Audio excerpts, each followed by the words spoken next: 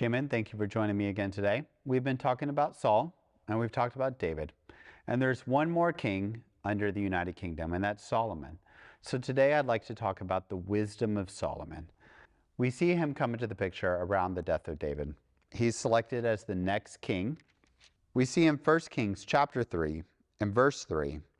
And Solomon loved the Lord, walking in the statutes of his father David, except that he sacrificed and burned incense at the high places.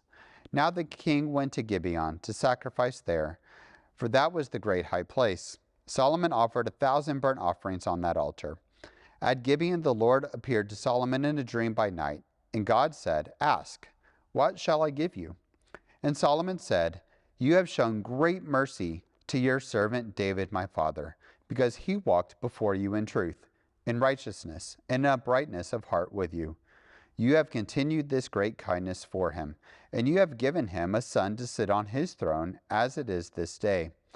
Now, O Lord my God, you have made your servant king because of my father David, but I am a little child.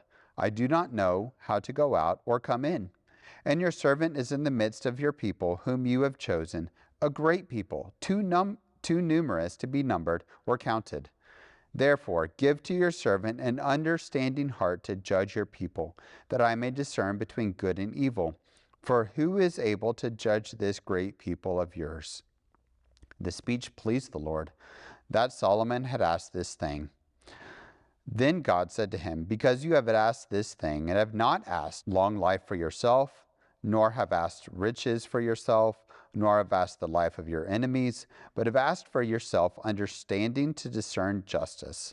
Behold, I have done according to your words. See, I have given you a wise and understanding heart, so that there has not been anyone like before you, nor shall any like you arise after you. And I have also given you what you have not asked, both riches and honor, so that there shall not be any one like you among the kings all your days.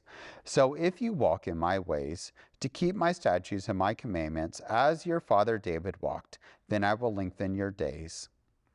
So we see here Solomon at the very beginning of his career turning to God. What does this reveal about him as a person and as a king? Well, we think about Solomon receiving wisdom after his request. But what we really see, ironically, is he must have had some godly wisdom beforehand to make this request. And I think that's a critical key that sometimes is brushed over. And well, we think, where did this come from? Well, it tells us where this is from in verses, I believe in verse 3 of chapter 3, talks about that he followed, walking in the statute of his father David. Well, we already just discussed in the previous two videos, what kind of man David was. Yeah. And so now we see Solomon rising to that occasion. He has some godly wisdom. Why does he have that wisdom? Well, he's following what his father had done. And so before we're even out of the gates, there has to be some wisdom present. Yeah, I think you're absolutely right. He recognized that God was the source of wisdom. He'd been taught that. David had emulated that in his life. Even when David was struggling and sinned, he still exhibited some wisdom by seeking after God, by turning away from his sins and trying to get back on the right path. Solomon had seen this throughout his entire life, and he sought to emulate it as well. We also see here, I think, a sense of humility. He recognizes that he can't lead a kingdom effectively after the wisdom of his own counselors or his own wisdom. He can only truly be successful if he follows after God's wisdom. And he knew where to get it. And he's positioned, he views himself here rather, and it says in verse 7, as God's servant and as a little child. We know that Solomon is not literally a little child here. He's younger, but he's not a kid. And yet he views himself at the very beginning of his career as someone who doesn't really know how to do it effectively without the guidance of God. And so he turns to God as the true only source of wisdom. We've talked in past videos about the attitude of the people of Israel in the book of Judges, and how they did what was right in their own eyes. Solomon here has seen the contrast, as you pointed out, exhibited in the life of David, as someone who's living according to the ways of righteousness and doing what was right in the eyes of God rather in the eyes of men. He knows the difference. He knows what's important, and he seeks after that. Proverbs 16:25 tells us there is a way that seems right to a man, but its end is the way of death. We can't seek after the wisdom of ourselves, of other men, of any other source of authority except for God. If we're not seeking after God's wisdom, it only ends in bad ways for us. Yeah, and so one of the things that we see historically in Israel is this is the height of the kingdom of Israel as a whole. I don't believe we ever see Israel Yeah. in such a good state as this. The people are following God, they're following their leader. The leader is following God. The leader is using his wisdom that has been God given and creating judgments based upon that wisdom. And so Solomon takes on the building of the temple. And so this really is kind of an ode to what is important in their lives. David had wanted to do it. God said no, but then Solomon takes on. And so when we see this, we also see that Solomon is administering judgments throughout. I find it unique that he studies plants, he studies living things, as we see in 1 Kings in chapter 4 and 33. And then, of course, we also talk about the most famous judgment that there's probably one amongst many, and where we have the two harlots with the child that has died. And so in that one, we have known that story. It's kind of like the David and Goliath story of Solomon. We've known that story throughout, and it really highlights to show what can be gained from that wisdom of God. Yeah. He identifies here in chapter 3 the reason he wants this wisdom, right? He wants it to be able to judge and rule righteously, and seek after the justice of God when he's trying to lead the people effectively. And your example here of the two women with the baby who's died reveals how he used that wisdom righteously to make righteous judgments, right?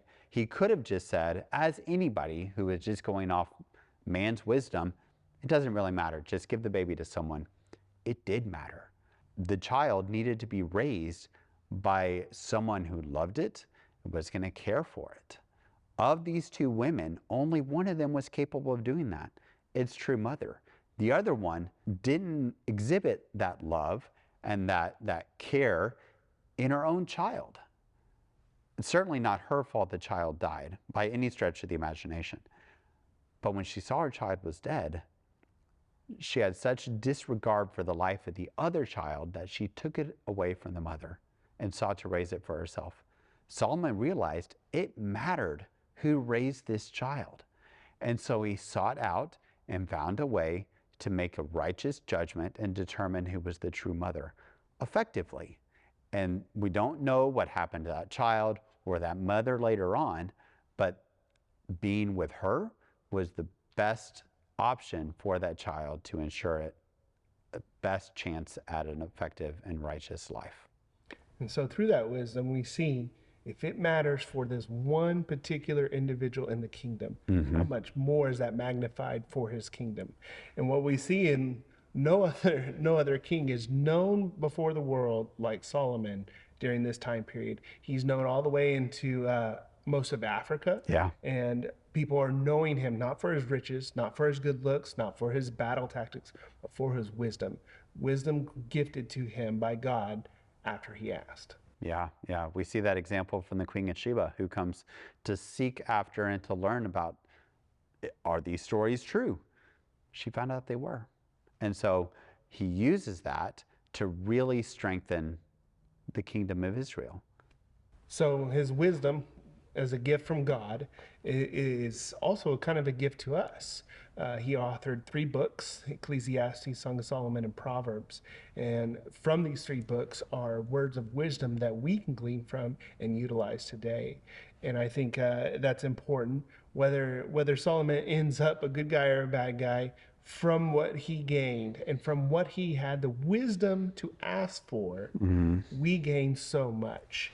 And so those are all three very good books that apply to us as Christians and how we should live our lives today. They're practical. They really are thinking about what's important in life, and they all point to one most important thing, and that is God.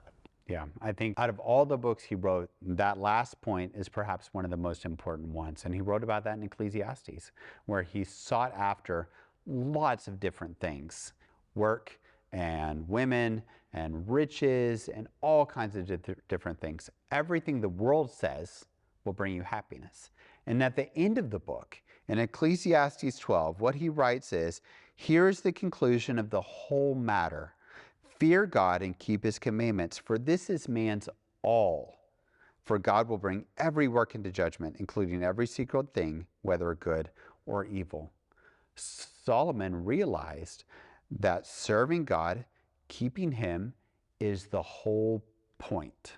A lot of people are out there wondering, well, why are we alive? What's the purpose of life?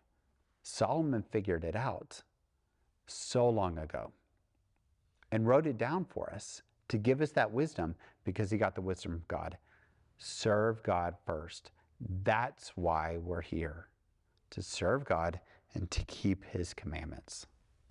So through every trial that we face as Christians today, through disappointments, frustrations, depression, anxiety, sadness, if we reference the wisest man on this planet, and he says, nothing matters except following God. And I think that can help us as Christians get through just about anything. Yes, it's our focus and our goal. And if we're focused on it, doesn't matter what's happening on around us, we will achieve it if we keep our eye on it. Absolutely. All right, I think this is a great place to wrap up this conversation. Thanks so much for joining me again. Next time will be our final session, and we'll be looking at the foolishness of Solomon. Thank you for taking the time to watch this video. Subscribe to our YouTube channel and follow us on Facebook for more content like this.